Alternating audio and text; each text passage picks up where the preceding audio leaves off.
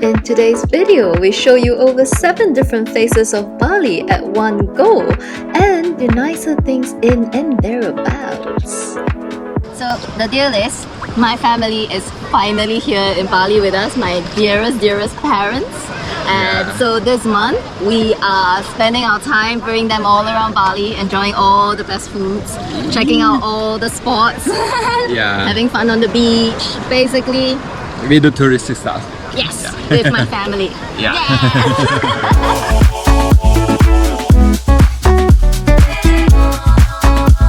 So here at Ours Cafe, one of our favorite hipster breakfast spots in Uluwatu, a meal for 4 costs around 650,000 Indonesian rupiah.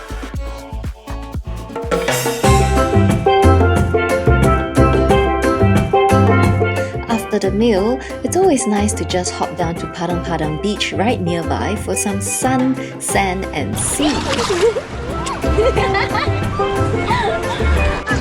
Standing here is how you feel that you're in Bali. It's amazing. Yeah, super nice place, guys, and Padang Beach.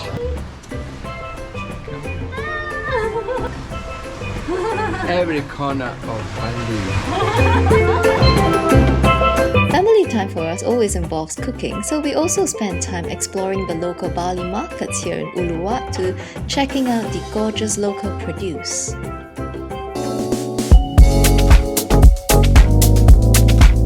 One of our favorite sunset spots is the Dreamland area, and where better to chill in style for a memorable sunset than at the beach club El Cabron, which, incidentally, also has some of the best oysters we've ever encountered in Bali.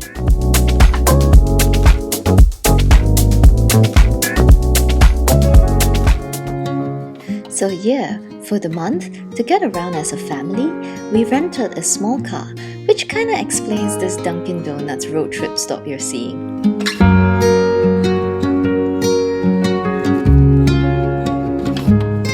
For a 4-year-old reliable little white car, it cost us 6 million rupiah a month for rental, plus an additional 200,000 rupiah every 4 or 5 days or so for gas. We're on the way to Ubud.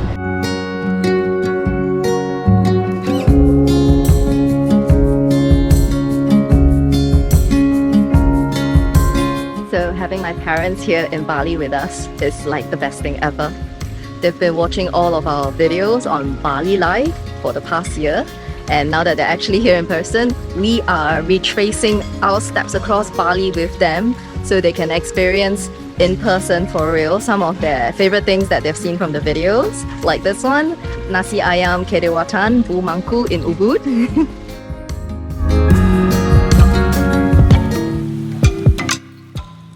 So we stopped by the Tirta Ample Water Purification Holy Temple. Tip: no need to buy a sarong outside the temple. They lend you a gorgeous one for free with the ticket price. The colourful scenes at the purification baths are ever so interesting, and we also had so much fun at the koi pond feeding the giant colourful fishies.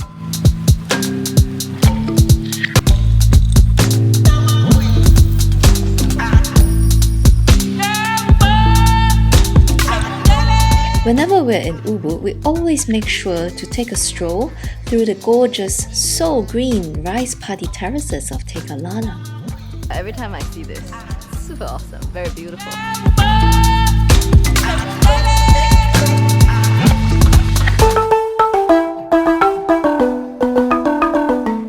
Since Ubud is the arts and crafts centre of Bali, Ubud Market is always a must. Yeah, so we were here during the pandemic, and actually it was very shocking back then because everything was closed and the atmosphere was very subdued. Now everything is back open again and it's really cool to see. I'll say Ubud is such a nice place to shop for homewares and arts and crafts stuff especially. The shops are also pretty and conveniently nestled close together, and there's this nice spiritual vibe always going on.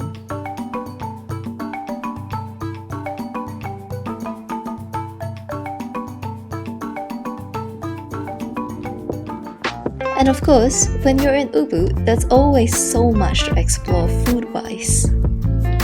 If you're looking for good Italian, we liked L'Osteria so much we went there twice during our visit. And I thought it was very reasonably priced for meals for four as well. We also never miss out on dropping by Milk and Madu in Ubud for our nice hipster cafe breakfast. This is yet another one of my favorite hipster cafe breakfast spots in Bali. It never fails to satisfy.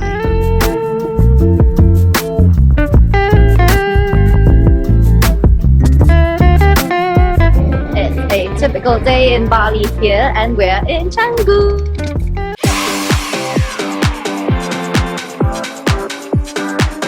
Canggu. The vibe is so happening. Even the ever-bustling, tricky traffic navigation is part of the scene.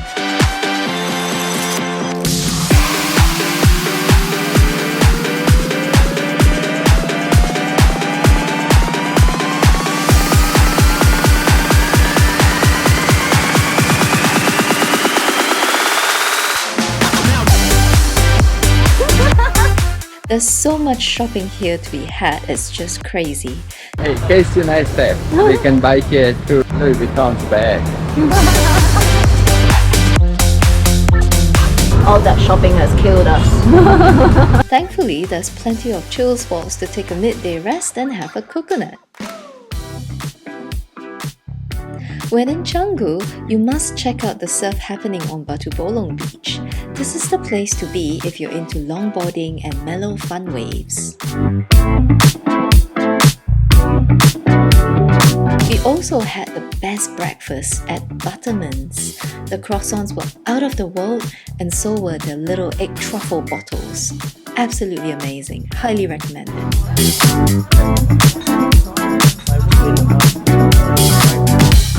This really knocked me off my feet. It's really good. Nice.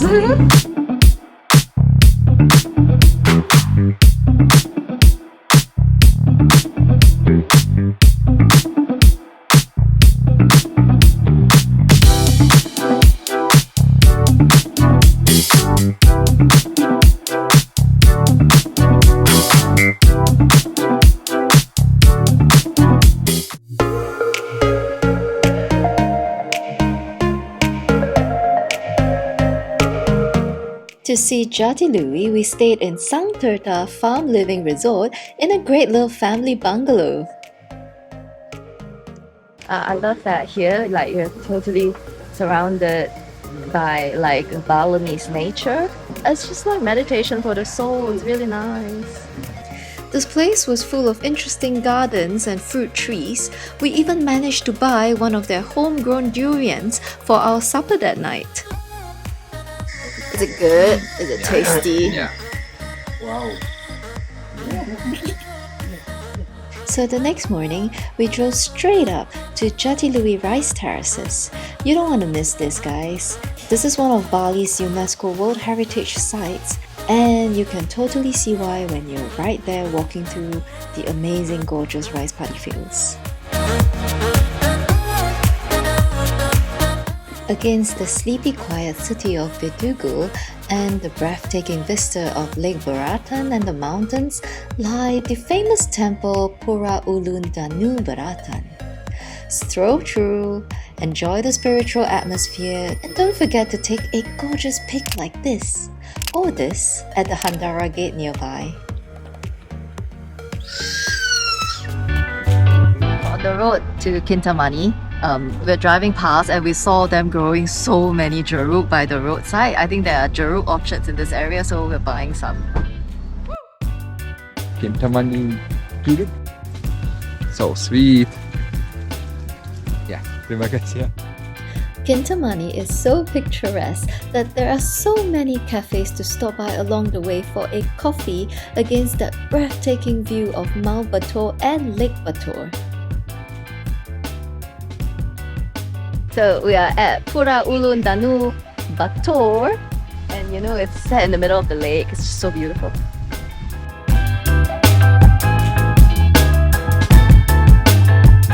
After our temple visit, it was time for a delicious hot, crispy pork belly laksa lunch at our favorite stop, Akasa Kintamani coffee, and this dish only costs 55,000 rupiah.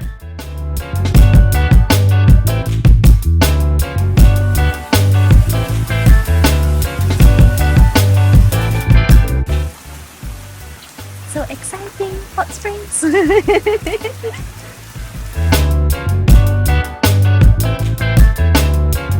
Wow, the view is incredible. It's quite an experience. It's such a kick to see my parents like trying out stuff that's new to them and like, you know, just having fun experiencing new things. Like for example, like trying out the hot springs in Kintamani and or even eating with their hands. You know, looking at them, it kind of like drives home the message that trying new experiences in life, it never gets old. Families having massage in hot spring. Me too. Yeah, very relaxing. The entrance fee to this place is 250,000 rupiah per person, which sounds kind of expensive. And just for hot springs, I wouldn't pay that price. But the plus point of this place, it does come with a $1 million view of Lake Bator and the mountain behind. One of the nicest things that's happening on this family holiday right now is seeing like all the people I love most in this world being together, enjoying time together, like my husband, my parents, and that is despite the fact that, you know, Vitaly comes from a very, very different culture from us. I know that it's absolutely because Vitaly puts in his best effort to get along and to take care and to love my parents, and that is like the most important thing for me, you know, like that means the world to me actually.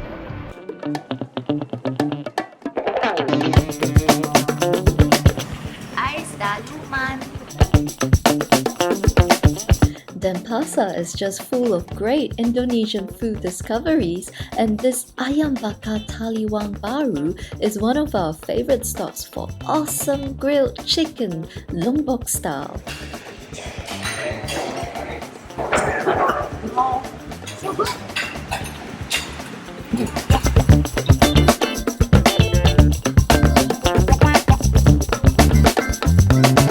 Yeah, today we're at the market. Let's go look around. We first explored the Kumbasari Art Market building, where it feels you can just get lost for hours in all the bargains to be had, from hand-woven bags to cheeky wooden signs. Venturing outside, there's a most interesting local market just thronging with people, and with the most interesting stuff going on. I was captivated by the local ways of life, how the Balinese women who work as basket carriers are so strong, how fresh all the produce is, and so many other things.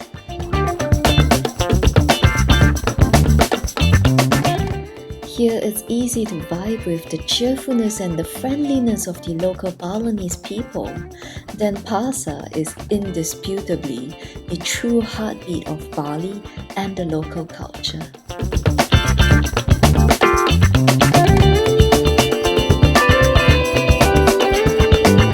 It's called Coffee Sunset.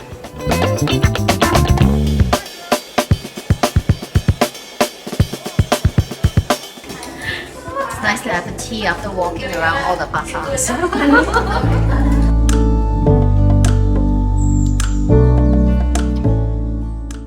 I must have been on at least dozens of family holidays since I was a kid, because my folks, they really love traveling.